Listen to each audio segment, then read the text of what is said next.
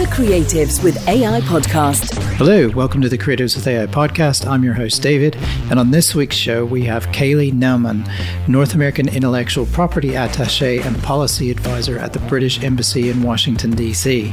In our conversation, we explore the complex relationship between artificial intelligence and intellectual property, focusing particularly on the influence of AI on IP laws, the ethical and legal implications of AI-generated outputs, and how various industries are navigating these issues. We also examine the potential impact of political shifts in the US and the UK on AI regulations considering the upcoming elections.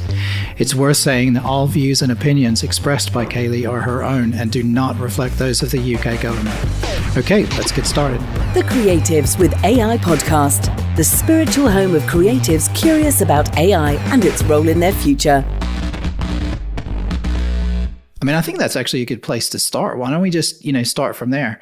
Yeah. Obviously, everything that we're saying is your opinion and not the opinion of the UK government or anything like that. And it's certainly not from my standpoint. But anyway, Kayleigh, welcome to the show. Thanks. I'm really excited. I know we've been talking about doing this for a while now. So apologies for the grand delay, as it were. I know you're super busy. Your schedule is way busier than mine.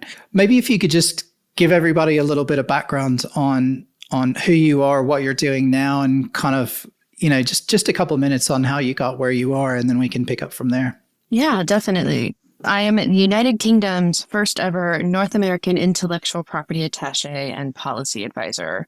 So that means that I work for the United Kingdom's Intellectual Property Office at the British Embassy in Washington, D.C. It is my job to be an expert on all things US, Canada, and Mexico IP for the British government. So I'm not a British IP expert. I'm a North American IP expert. Okay. Which I know is sort of an interesting nuance, and it confuses folks quite often. My role is very much in the policy space. So I was hired to help negotiate trade agreements on behalf of the United Kingdom with the US, Canada, and Mexico bilaterally, not all at once. So that is what I mostly do. I do a little bit of business support, and then I track all policy developments in the IP space in all of North America, report back to the British government, analyze potential impacts. Before this, I worked for a member of Congress. So I actually come from a legislative policy background from the Hill prior to this role, which is also part of sort of the appeal in having me, is I know how the government things work most of the time. So I came to this, like I said, from the Hill. I was actually working really in the trade and international space, a little bit in the IP space from like a telecom perspective, but mostly from a trade perspective. So I was a foreign policy person before I was an IP person, but I've been in this role for 4 years now. So it's been really interesting when you talk about the creative space, because when I first started, everything was copyright safe harbors and intermediary liability, right? So yeah, slowly morphed. There were certainly discussions of AI at the time, but those have morphed dramatically in the last 4 years from a policy perspective in particular. So I kind of follow the winds, I guess you could say, right? Whatever people are talking about is suddenly what I need to be paying attention to. Right. Though I have a team of one, so periodically something pops up that's news to me, but then I get to learn. So that's always exciting. Yeah. And you were born in Wyoming? I was born and raised in Wyoming. Which is amazing in the mountains. Love I it. know, just a beautiful place, but a very weird place. Most people are like, you're the first person from Wyoming I have ever met, which I know.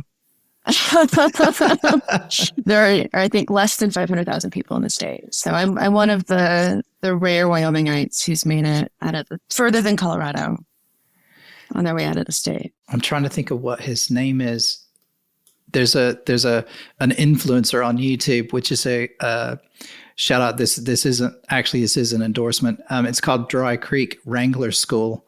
It's an old guy, and basically he just records to the camera. So he'll sit down and do sort of 15, 20 minutes. And he's an old cowboy and basically trains people on how to ride horses and how to camp and all that sorts of things. And it's amazing. One of the best YouTube channels out there. So one of my favorites is that all of the Wyoming ranches now will like sell experiences where you can go like help wrangle the cattle, which is like the worst part of their job. So now people pay them a lot of money to come do like the hardest part of being a cowboy. Exactly. Absolute genius. That sounds amazing. Yeah. Yeah. So Please he's like link me. I everyone's need to watch kind of this. granddad. And he spits advice, which is, like, don't go quietly and all sorts of things. So I Pull got turned yourself on up by your to, bootstraps. yeah. Yeah. Anyway, sorry, that's a bit of little Wyoming chat. There we go. I love that. I love that. So I wanted to have you on, obviously, because IP, copyright, all that sort of stuff around AI, everyone is worried about that. And particularly people who work in the creative industries, I think, because the technical industries, we've had machine learning for decades. And, that's a very well-trodden path, I think, now. And the whole world runs off machine learning, actually. But these new sort of generative AI tools and the large language models have really encroached on the knowledge workers. Sort of, we've had revolutions in the past that were the Industrial Revolution, and we had the invention of fire and all this sort of stuff that really moved society along. But nothing's ever come for the smart people before, and I think that's what's really different about what's happening now. And I wanted to not obviously not from a legal standpoint, but just working in it and dealing with it every day and sort of seeing how this stuff happens at the higher levels. How is it sort of, I guess my first question is how are people thinking about it, and how seriously is it being taken at the governmental level? And then what are the general sort of thoughts around it about maybe what's the best way forward? Yeah, definitely. So this is an interesting one. The answer is it's being taken very seriously, and people are thinking about it from a lot of different facets. In the U.S., one of the big issues, though, is that you need a lot of education, especially from members of Congress, where any kind of policy will really need to come from, right? There has certainly been a big push to have a lot of really educational work done on AI first on the Hill, which is very smart, right? Like, the first thing that a staffer, pointed out to me was, we don't want a repeat of the Mark Zuckerberg hearing, wherein a bunch of senators were asking him how to use Facebook, right? They were not understanding even sort of the basic level of operability. So they're definitely trying to avoid doing that again. There have been, I think we're getting close to dozens of hearings on AI in general, broadly on the Hill, and certainly at least 3 or 4 specifically on AI and intellectual property on both the House and the Senate side. Like I said, most of those thus far have been 101s. So they've been sort of broad across different sectors. So there was an AI and patents one, and the Senate, and AI and the copyright. But then at the working level, while Congress makes the policy, right, the U.S. Patent and Trademark Office, the U.S. Copyright Office administer the policy as far as AI and intellectual property is concerned. And at the working level, there's been much more in-depth review of what that means. So U.S. Patent and Trademark Office has done technically 3 call for comments on AI and patents in particular. This was following the Davis case, wherein the inventor of Davis, whose name I just totally blanked, tried to file a patent application in the U.S., or did file a patent application in the U.S. saying that his AI model was the inventor of I think it was like a cut for someone with an illness that would make them shake. The U.S. ruled that he couldn't, that was that only a human is allowed to invent per the U.S. Constitution. The U.S. Copyright Office upheld the same thing when he did the same, trying to register a copyright for the same thing. So that is to say that was really the impetus, I think, for a lot of us, was that particular case. Similarly, the United Kingdom ran its first AI and IP review similarly following that case. And very much from that standpoint, initially of just broadly, like, what is this? And what should we be paying attention to? Similarly, the UK says only a human can invent something, right? Can we just stop and can I jump in right there just quickly? And I know there's a lot of stuff and a lot of this stuff is really detailed, but one thing just jumped out to me when you were talking about that might be valuable to sort of separate is sort of what's the difference between intellectual property and copyright? Because I think there's a difference between those two. Yeah. And we don't need a law class, but you know what I mean? Like what, when we say IP and when we say copyright, I think we mean 2 different things. And let's just be clear on what those are. Yeah. So I would actually say when I say intellectual property, I'm looping in copyright. Right. Okay. So copyright is a type of intellectual property, as are patents, trademarks. There are some other ones that I think we will skip because they're not relevant to AI. We don't need to confuse folks. So certainly if I say intellectual property, I mean basically in this instance, patents and copyright. But I can certainly try to be more specific. So it's patent and copyright that are different, got you? Yeah. Okay, that's fine. And I think it's really interesting. And this is probably the discussion I would imagine that's happening everywhere, which is what is a person and how does that qualify? Because the thing that I always find confusing, and maybe you can help me understand this, is companies are legal people. And so if you work for a company and you sign a contract that says you're an employee for that company, then you assign the rights to any IP that you develop for that company to that company. And that company as a person then owns the rights to whatever it is that you had. And I don't see where AI is any different than any other employee for a company. So if an employee at a company or someone uses a tool to create something like Microsoft doesn't have any claim over anything because somebody used Microsoft Office to, or Microsoft Project to manage a project or whatever. So I guess I don't see where AI is any different in that. Is that the general feeling, or have I totally missed the point? So interestingly, from a stakeholder perspective, this has totally come up. And a few stakeholders have argued, like, at some point, AI will be inventing things, and we should treat it like a corporate entity. And that's already in U.S. law. From a government perspective, there is no question about what a human is. That isn't even part of the discussion. So the most recent U.S. Patent and Trademark Office call for comment was actually aimed at sort of defining how many steps are removed a person can be from an AI output before that output is just no longer protectable with intellectual property, period. Right. So the question isn't, how do you protect the output? The question is it even protectable?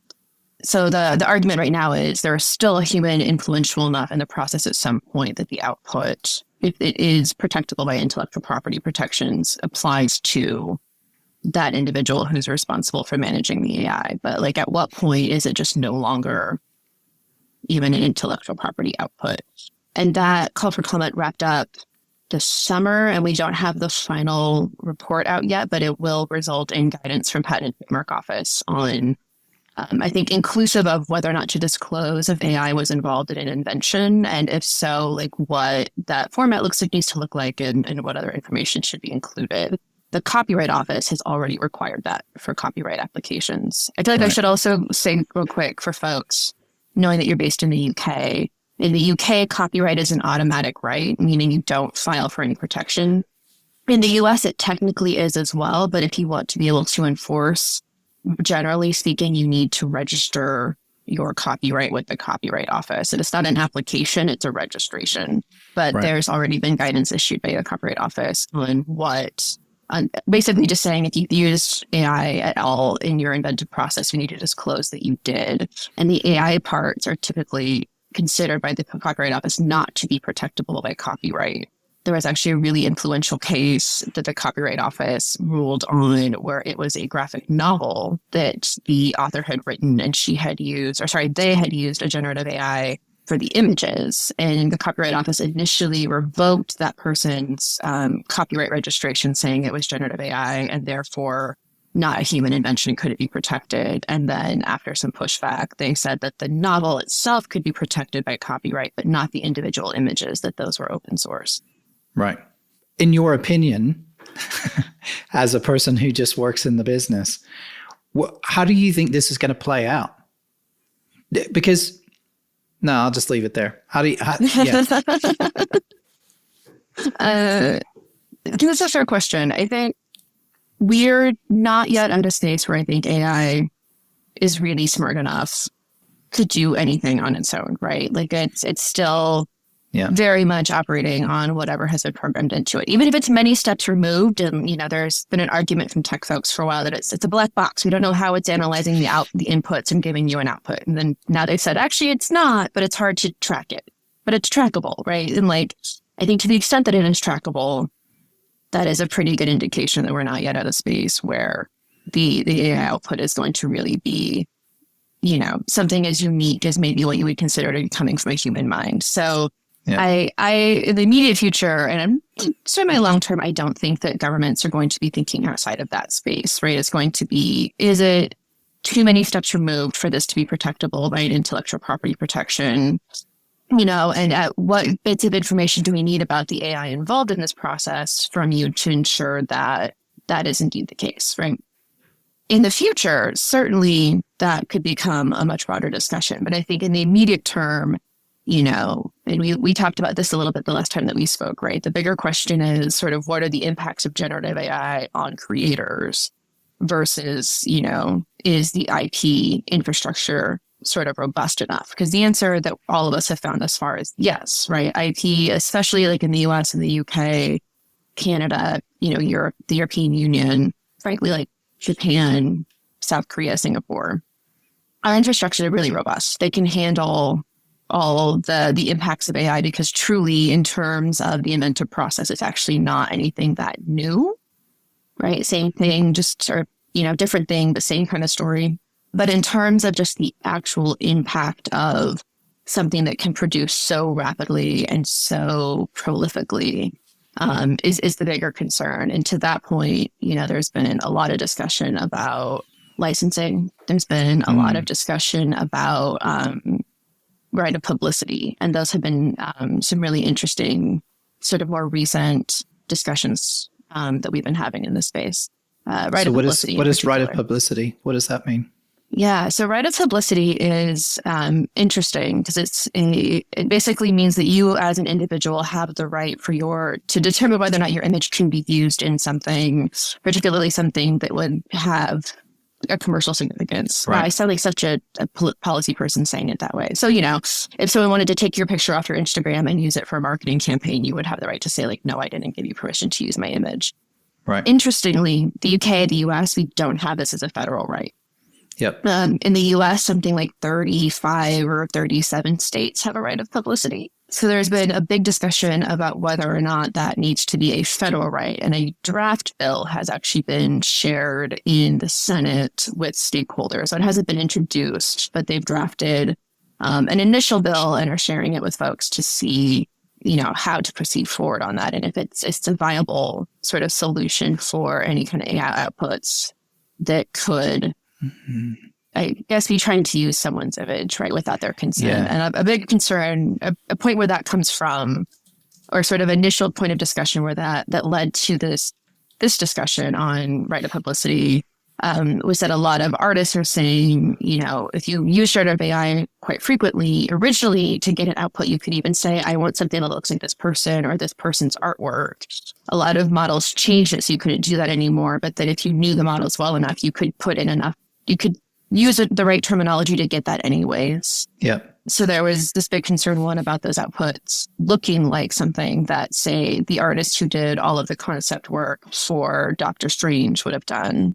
And so what's also there is, in that discussion then is, from the same perspective, this artist testified in the Senate AI and copyright hearing. She also said, no one ever requested my permission to use any of my art to train AI. So no licenses were issued. I have received no remuneration for the training of this AI, but then the outputs are now commercialized. And so people are now paying for outputs from AI that shouldn't have been trained. And I would not have given consent for it to have been trained on my own art. Yeah. And so there's a very dynamic interplay between these two sort of considerations. So what I find interesting about this is there's been a very similar conversation in photography circles, again, for decades, because if somebody's standing on the street and I want to take a photo of them, I can take a picture of them and I can use that picture for pretty much whatever, because they're standing in public and there's no expectation of privacy or anything. And this always comes up. I think the typical case that everybody cites is if you've got, there's a man in a park taking pictures of kids playing on equipment, and everybody gets, like, he must be some pervert, whatever. You have no right to take pictures of my kids. And it's like, well, you're all out in public. There's no expectation of privacy, and it feels kind of like the same thing. But what you're saying is, again, I'm not a lawyer, so I have, no idea. So it's interesting that the right of publicity, I guess if somebody is like, if I put it in an art exhibit and I'm not making any money from it, that's one thing. But if I'm putting it in an ad for, I don't know, detergent or something, that's a whole different thing. And I'm using it to make money. I guess they're two different circumstances. So certainly, it's certainly true from, I think at first sort of view, yes, the photography situation certainly seems really relevant here. But in terms of right of publicity, it's finding a specific individual and trying to profit off of the image of that very specific individual versus sort of more of a, I don't even know, like there's a word that I can't remember right now, but it's certainly more of like a piece that you just take sort of to speak to the broader image and not that you're trying to individually focus on someone. The interesting thing about this draft bill in the US, which the UK is following, because like I said, the UK doesn't have a right of publicity either, is that it only applies to AI. Right. So it's certainly really interesting from that perspective because, at the state level where they have a right of publicity, it's broadly, right? It's not just an AI output. But if the federal right would only be regarding an AI output, not only would that really limit it, but certainly it could age it very, very quickly. Mm. And my understanding is that the music industry wants the bill to go much further. The motion picture industry does not. Right. And that may be due to the writer's strike. I assume it is. I don't know for sure. I haven't actually spoken to the motion picture folks on why that is. Right. Yeah. But that is certainly really notable in this space. But like I said, it's a draft bill. And so even if it gets really serious pickup, it won't be until later into 2024. Right.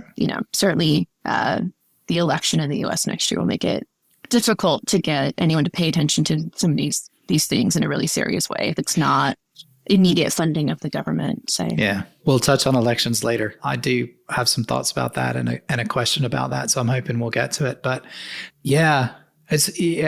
so that leads. So while you were talking and going back, obviously, right of publicity was one thing that I picked up on, and then another part of that, though, and it's a question I have a lot of the time. And it combines a couple of things that you've mentioned. One is it combines sort of the black box idea with sort of artists' art being used to train AI. And my challenge to that, and this is what I guess you always hear, but again, it's nice to get a professional's opinion on this, is what's the difference between that and training an art student at university? Because an art student will go to university if they're studying painting or what, if they're doing a module on, classic art or whatever, they'll be told to go to a museum to find a painting and they need to reduplicate that painting, or they need to paint in that style. Or if you're a photographer, you'll be given a piece of work to say, okay, you need to go do a profile picture and you need to do it in the style of Rankin. What's the difference? Because when a human does that now then becomes part of our knowledge set. And we use that when we then go and take black and white photos of portraits of people. What's the difference? Because we're a black box as well. So nobody knows where we got that from as a human. I guess the core of my question is why are we treating AI so much differently than we treat an actual human being? Because all it's doing is acting just like a human does. I knew you were going to ask me this question. I was totally prepared for this one. So the first thing I would say is, like, certainly at face value, this seems like a really relevant question, but I really think it's a completely false equivalent.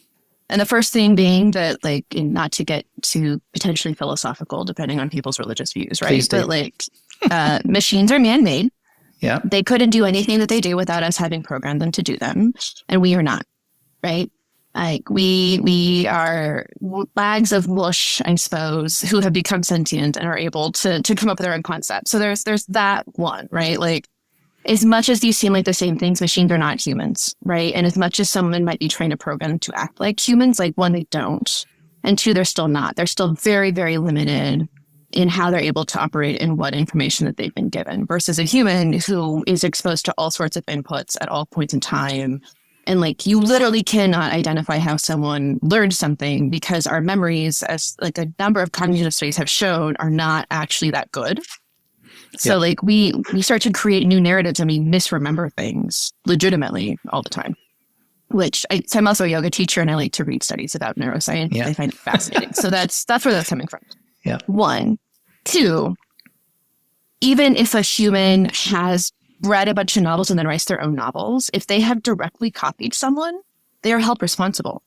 And I think the best case as an example of this is the guy who wrote the Da Vinci Code, wrote this novel. It was huge, right? It totally blew up. It became a movie, right? Like this very famous movie star played the main actor. Yep. And then he got sued by another author whose work it turns out he had copied, and he lost. Right.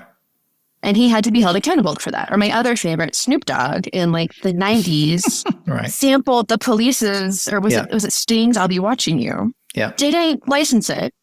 Lost a lawsuit recently, and he now has to back pay Sting for having used his work without permission. So just because a robot is putting out, an AI is putting out something that might be creative doesn't mean that they shouldn't be held any more accountable than a person from another perspective, right? But the problem is the AI itself isn't what's culpable. It's the person who programmed it. And certainly from a creative standpoint, one of the big arguments we're hearing here, especially in the US, and this is going to get into another finicky piece of copyright that I'm going to try really hard to not make super technical, is that a lot of AI models were trained under exceptions to copyright law, educational exceptions to copyright law, right? So as an educational model, it could scan just about anything it wanted. Now, a lot of those same models have pivoted and have gone public and are charging. So that would require a license. That's no longer under the exception, right? So this is another big debate that's being had in terms of the licensing discussion in the US in particular, and the UK as well, but to a little bit of a different degree because the US has something called fair use. And fair use means that if you are going to use a copywritten material for education purposes, if you're only going to use like a very, very small snippet of it, a couple of other exceptions, then you don't need a license. They call this fair use. In the UK, we have fair dealing. Like you license pretty much no matter what. There are some exceptions for education, but they operate a little differently. So there's a bunch of concern about that being exploited in the US, fair use being exploited in the US to train these models to the disadvantage of artists and creators. And we talked a little bit about this before. I remember in particular, something that comes to mind is last Christmas or so. There were 2 apps that came out where you could put in like 10 images and it would give you like, I don't even remember how many hundreds for like $4. And one was like a bunch of different artistic styles, and one was like at a bunch of different points in history what you might have looked like, right? Okay. And a bunch of artists came out and said, that looks exactly like my art on Instagram, where I have a public account because people need to find me so that I can have customers, so that I can sell paintings that take me months to complete and I sell for a couple grand because I need to eat. Yep. And they didn't realize that in having that public-facing Instagram platform, they had given Meta permission to use their page to train their AI models. Yep. Right. So there's a big discussion to be had here about education, certainly, but also how do we make sure at the front end that if there is any regulation to be done on AI, that it is ensuring that AI is operating ethically at a whole number of standpoints, right? In the intellectual property space, right? Certainly from the copyright perspective, that it's licensing when it should be licensing. You know, a lot of models, there's a question of do we make them go through that black box and identify things that should have been licensed, and do we don't go back and do that? And of course, the argument from tech has been that's huge. And the argument from music has been we can do it for every single song ever written that's on Spotify. Yeah. You can figure out how to do it for all of those images. So none of this has been resolved. And certainly I don't think I could tell you what I think the best practice would be, but certainly there's a lot to be said for this becoming a big can of worms if it's not sooner rather than later, which is also interesting because Senator Schumer, the Democratic majority leader in the Senate, has a safe AI initiative, and they've been having a number of AI forums where they've discussed AI in defense and AI in other areas. They haven't gotten to IP yet. The understanding was that the outcome of that would be a big legislative package on artificial intelligence. And this has really been led by one of the New Mexico senators. But yesterday, that senator and 5 others introduced a piece of legislation on AI that would be a bigger package. And it's not clear on whether it was supposed to supersede any of Schuber's work or not, but it certainly seems like it was jumping the gun. Again, Right. very unlikely to become law. This is going to be a very long-term discussion. But the fact that it was introduced, that came out before any of the discussions on the Hill have really like wrapped up per se, Right. is very interesting. So I don't remember the last time, because it wasn't that long ago that we actually had dinner here in the Tunbridge Wells, but I don't remember the last time if we talked about the fact, my cynical view, that tech is getting involved in all the regulatory discussions because they want to slow the whole process down. Because by them getting involved, they can drag out meetings and they can say, oh, I can't do this maybe next week or next month or whatever. And the longer this goes with no resolution and the more confusing they can make it, the better it is for them, because it means they can pretty much operate with impunity in the background while there's no regulation. That's my totally cynical view of the situation, because just from, my 54 years of experience in life and working in business, that seems like a sound business strategy from a purely predatory business standpoint. So yeah, anyway, so that's my opinion on it's going to take ages, and it's going to take ages mainly because I think the tech companies want it to take as long as possible. Oh, I remember I was going to go back, because what you were talking about is, you were saying that through this discussion, obviously, a lot of the Western countries feel similar about this. So you've got the UK and the US and the EU, and broadly speaking, their sort of ideas around this are the same. What's the risk of this going to a race to the bottom, where you get some random country in the world that goes, we don't care about copyright. If you want to come and put your models here and you want to build your models and you want to do your servers and you want to have, like, what's to stop some country from doing that? Because it only takes one in that instance. And then literally everybody will just go put their companies there that do the AI. They'll put all their servers there. They'll do all their training there. And then it's sort of open to everybody else. Has anybody thought about that, or? No, and certainly I understand where that thought comes from. My counter is no one's done that before. Like, all of the big tech platforms are already regulated in a number of ways in Western countries, and most of them, I was going to say play ball, but it's not true, right? Because you can see, like, every time the EU tries to regulate US big tech is sort of like, oh, look at this lovely loophole you created for us, and it starts over again. But certainly it's not like they've left the US or the UK or what have you and gone elsewhere already. And so I think that whatever would have to happen to get them out of these bigger countries would have to be very dramatic. And like, the US government's going to do that. The British government's going to do that. The EU, though I am certainly not an EU expert. So it's certainly a possibility, but there are already a lot of developing nations that don't really have IP protections, right? Yeah. A lot of them might even be signatories to international treaties on intellectual property, but those all have grace periods for low-income countries. So a lot of them haven't had to implement, and I don't know what that timeline looks like for quite a few of them, but that is to say that could already happen.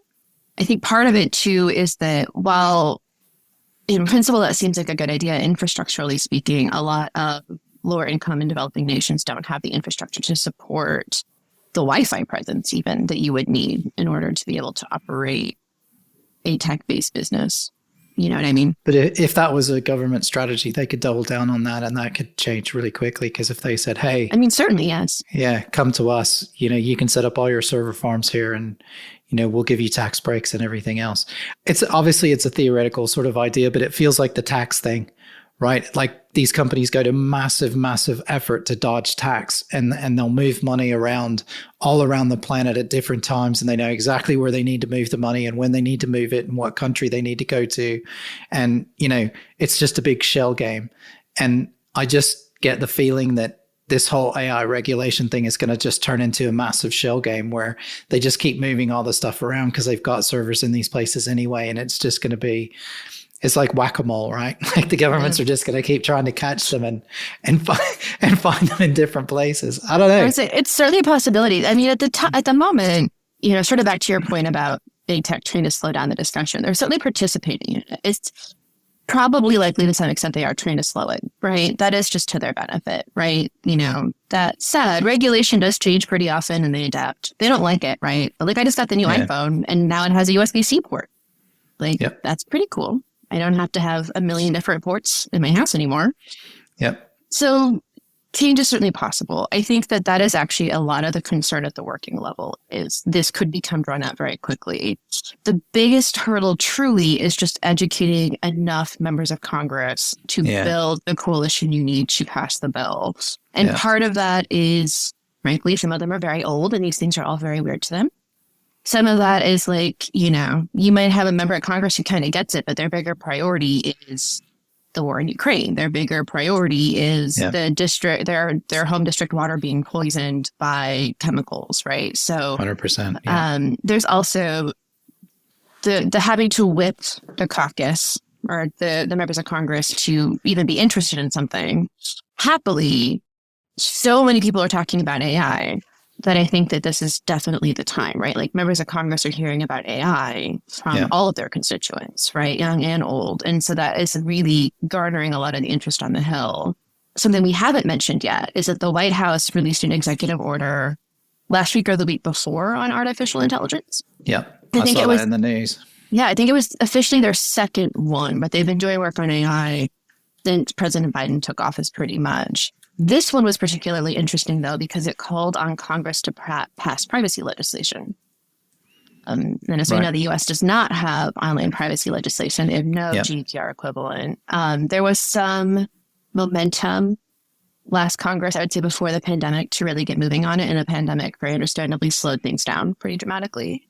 Right. But the Biden administration had not previously weighed in really on online privacy. So the fact that that was a big statement in the executive order was of particular interest to me.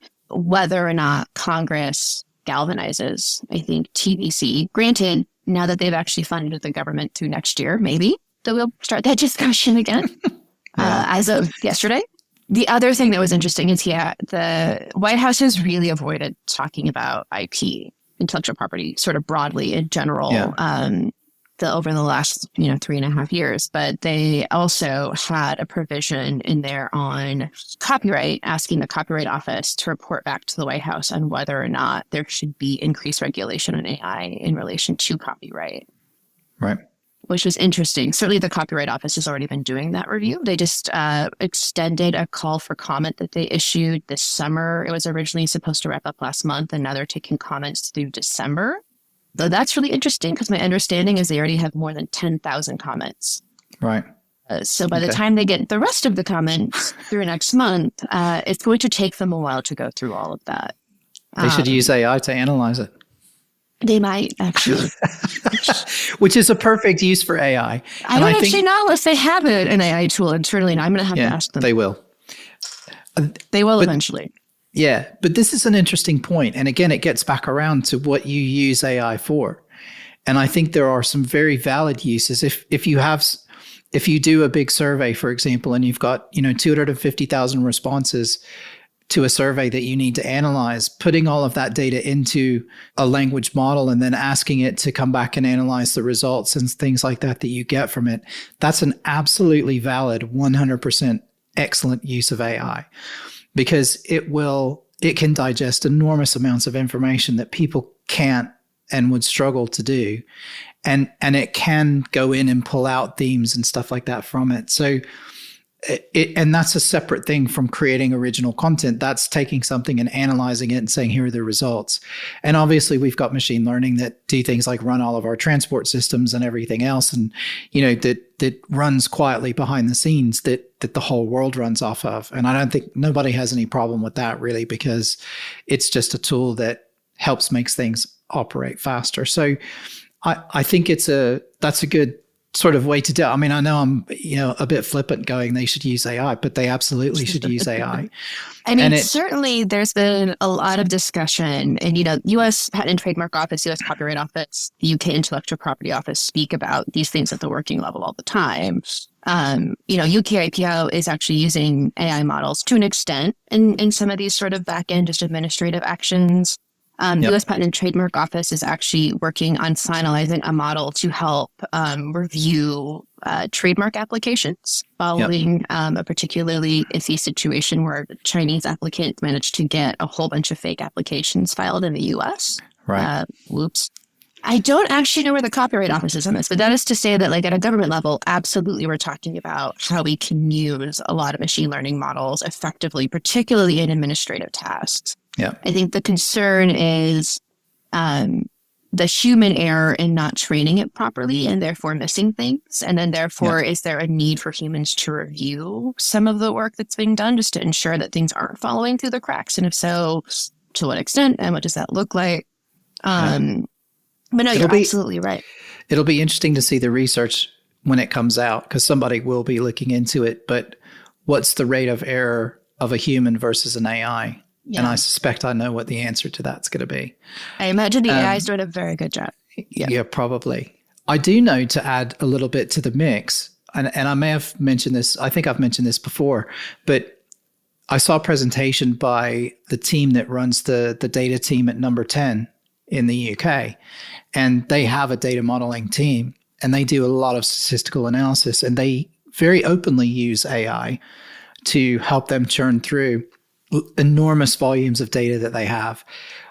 But the interesting thing about it, and this goes back to something that we touched on earlier, is it's not a black box. It actually gives a report at the end of why it chose to analyze the data in the way that it did, and the algorithms that it used to do the analysis, and then the variables that it found, so it gives them a very detailed report that they can analyze afterwards, and they can go back and a human can review it and say, did it use the right procedure to analyze this data that we would have done, etc. And in the presentation that she gave at the time, she said, we've never once had it do anything that we wouldn't do, like as an error. And she said, in fact, we've learned from it because it's actually done things that we would have never thought to do, which were brilliant and actually gave us better results. So, there is that as well. So there are tools out there, even though a lot of the large language models are these huge black, they call them black boxes, but some tools are specifically designed to actually give you that so that it's not a black box and you can check their work. I think this is only a medium step though, because, and again, this gets back to the errors and everybody double checking everything all the time. This is just an adjustment period, but we will get to the point, I think, in the next few years where we will have done all of that checking to death, and we'll realize that in 99.9% of the time, the AI is going to give a more consistent, better result and answer to any question that you ask it than any human will be able to give. Except for maybe you've got a Stephen Hawking, and, Stephen Hawking, RIP to Stephen Hawking, but to use him as an example, it's someone at his level could certainly give a better, maybe more creative, different answer than an AI could give. But then he's better than 99.9999999% of the planet anyway. So even the people he works with couldn't give the same answer that he could give. So I do think there's an adjustment period, and we will get there at some point that we will be able to trust the AI for a lot of tasks. And then that's really going to be interesting, because then we will start to just set it off and let it work more autonomously. Do you agree? Do you think that's kind of where we are at the minute? I think we're sort of stepping outside of what I do a little bit, but certainly it seems so, right? Like it's a computer program sort of at its base, which shows you that I am not a tech person. So my apologies to everyone who's an AI expert who just cringed. But it's fine. We're just talking opinions here. It's fine. Right. At the base of it, it's ones and zeros. And like that's what computers have always been great at, right? Running the numbers and doing the data analysis. So that totally, I think we're going to see it become more and more ingrained. And certainly we already accept a small amount of human error. So if 1% error or 0.1% error from an AI is, the outcome, oh no, because I'm sure human error is huge. Yeah. I think when we come back to the intellectual property perspective here, the concern isn't really AI models that do sort of those administrative tasks. The concern is generative AI models, particularly commercialized private ones. Yeah. And private meaning people in the public can pay to use them, but it's a private entity, not private in-house. Right. And those are certainly the models where I think we're already having big discussions, and those are the places where it can get very tricky very quickly if we don't sort of have guardrails more immediately, or at least from a policy perspective. That raises an interesting question. What if somebody built an AI and they said, look, we're going to train it on everything, but it's totally free and everybody can use it freely for anything that they want?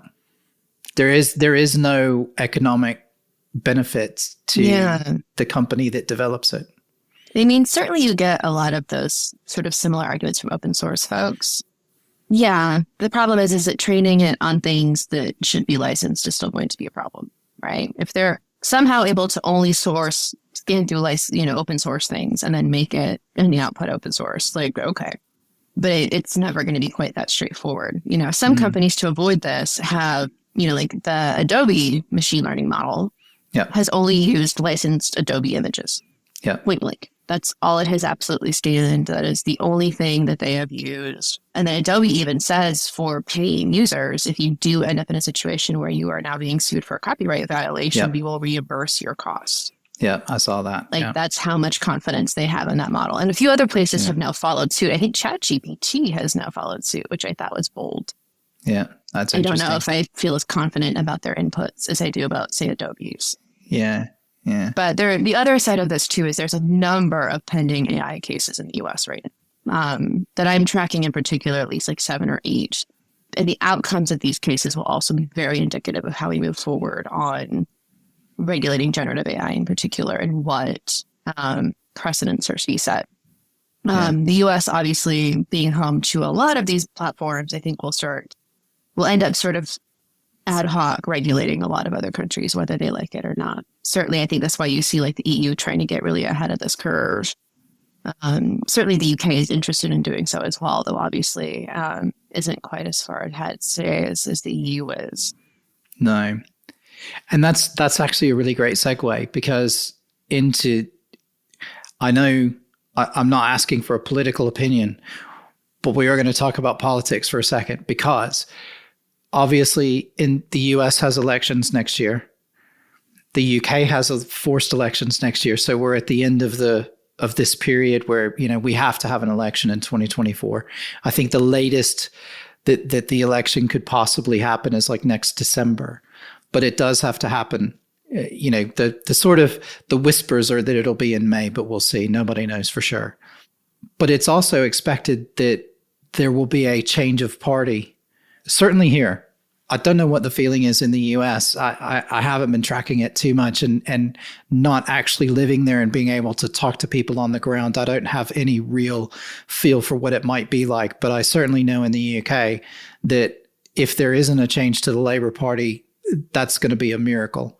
They're like 30 points ahead in the polls at the minute. So I think that's going to be a philosophical change. So regardless of the party that's there, what I wonder is we're going to have a whole new group of people. And the current government's view has been that they want the UK to lead and as really working hard to try and position the UK as the leader on AI regulation and everything else. They obviously had the summit a couple of weeks ago here where they were trying, so that's been something of the current government to do. But there's no guarantee that the next government that comes in next time is going to care. They may have a whole different platform and they may go, yeah, AI is important and we'll be happy to participate, but we don't really care because we've got bigger fish to fry. And that same thing could happen in the US. And I'm curious to know what you think about, again, that it's not like which party and who you want to vote for. It's more about what do you think the change is going to be and how do you think that's going to affect the whole landscape? Yeah, I love this like crystal ball question. So certainly, easier for me to speak to the US, certainly. I think my viewpoint here in DC is that the election is still very neck and neck, right? So obviously like no actual election has started. Yeah. Trump has not chosen to participate in any of the Republican debates. Yeah. But I think the understanding is it will be Trump and it will be Biden, and it's going to be pretty close. Yeah. What's the feeling there? Because over here, the feeling seems to be, what I've seen reported is that even though he doesn't participate in any of this stuff, he's still the leading candidate.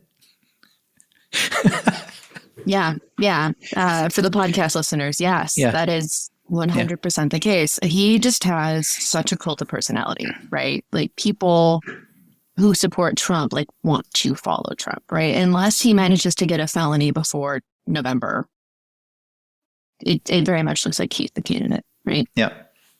So we'll see how that goes. So from a congressional standpoint, I don't think that the dynamic on AI will change pretty much at all, right? Like there's already some party lines here, very minimally.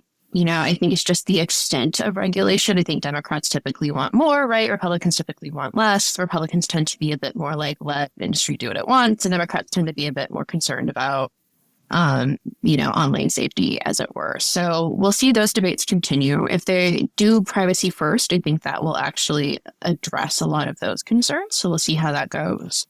Right. From a White House standpoint, does Donald Trump know what AI is? Right? Does he have staff who are briefing him on it? I would sort of presume no. Would he listen if he did have staff briefing him on it? I sort of imagine, personal opinion, that his idea of AI is very much like the robots in the movies that are basically humans, because you know what I mean? So whether or not that is something his White House, if he came back, picked up on right away, honestly, very hard to tell. Certainly, Congress will keep pushing. Needless to say, we haven't seen platforms from Trump or really Biden yet on what they would foresee this next 4 years looking like. But when we get there, it'll be interesting. Do you think there'll be a swing in the houses as well? It's different. I don't know how many people in the UK know how the American system works and vice versa, but what'll happen here sort of is that the party will win and the party that has the most seats in parliament will then put somebody up who'll be the prime minister. So it kind of goes together over here, whereas in the US, it, funnily enough, works completely differently, and that's on purpose. So it could, obviously the way it works in the US, you could end up with a president of one party in the Senate. You could have a Republican in and different parties split up. Yeah. Do you see there being swings in the houses as well? Or do you think this might just be the president, but it's probably going to be the same? Or is it literally it's just totally open and no one has an idea of what's going to happen? I haven't actually heard from anyone on what they think will happen. So my opinion that I'm about to express might be totally wrong. But yeah, for the folks who might be listening or watching who are not super familiar with the US system, right? Every single member of the House of Representatives will be up for election. All of them. Right. And then I think about a third of the senators. Interestingly, Senator Joe Manchin, who has been a big moderate Democrat, some people would argue actual Republican presence in the Democratic Party, has said he's going to retire. So that is certainly really notable. Though normally that's a West Virginia seat. And normally people would say that a Republican would be taking it over, but it looks like there's a strong Democratic presence. So that'll be interesting to watch. Obviously, Senator Dianne Feinstein passed away. The governor of California has appointed someone to see out the rest of her term, but whenever that term is up, we'll see that election. That said, that was a California seat, and it will very, very likely stay Democrat. So that won't dramatically change those party dynamics. So that is to say, in the Senate, I think we're not likely to see a dramatic change. I think it's going to stay pretty similar. We might end up in a situation again where it's split 50-50, meaning the vice president is the tie-breaking vote. Certainly that's why we haven't seen more from Vice President Harris sort of generally during this presidency, because she had to be in D.C. in case of a tie-break vote. Right. In the House, who knows? Who knows? And, in part I say that because we had the midterm elections not too long ago, and everyone was saying the House was going to flip dramatically and be very much majority led by the Republicans. And it didn't. I think the Republicans only have a majority by 5 or 6 seats, if I remember correctly. Right. Okay. So it's interesting, too, because with the Senate being for almost evenly split, the Democrats only have 1 seat over the Republicans right now. And with this House sort of being similar, if that continues, that's also a really interesting trend, because that requires more collaboration and cooperation. And frankly, we're not seeing any desire to do that, right?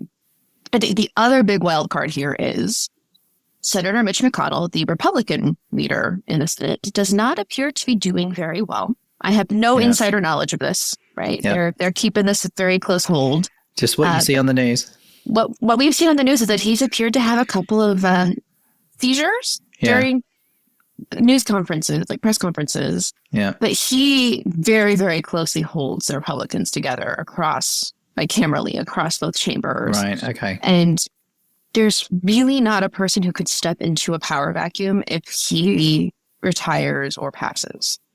Right.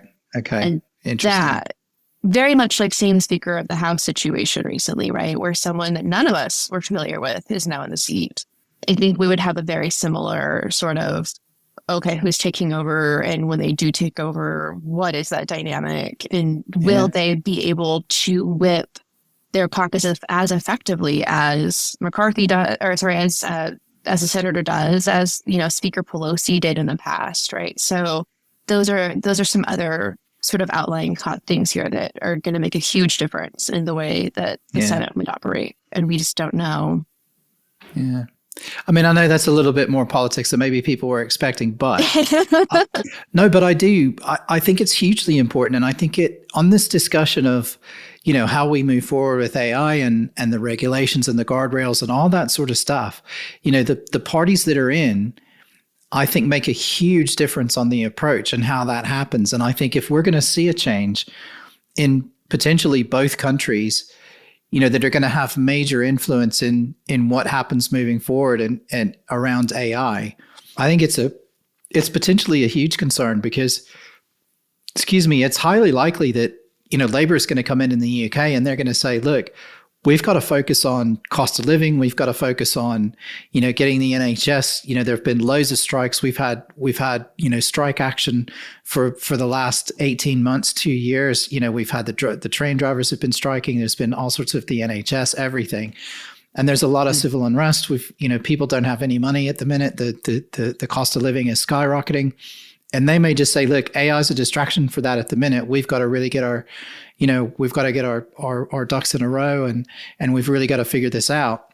And it could just get put on the back burner, which may not be good for anyone, or, you know, where it means the EU is actually going to end up taking the lead on it. And, you know, while the US is distracted, if Trump gets in, the media is going to completely ignore AI. No one's ever going to talk about AI again. All it's going to be is it's going to be wall to wall coverage of Trump, you know, and no one's going to get a look in for months on anything. And I think that's my concern. And that's why I think it's important. So yeah, thanks for the viewpoint. Again, I know it's, you know, this is all just our opinions and we're just talking about it, but yeah, I think it's important.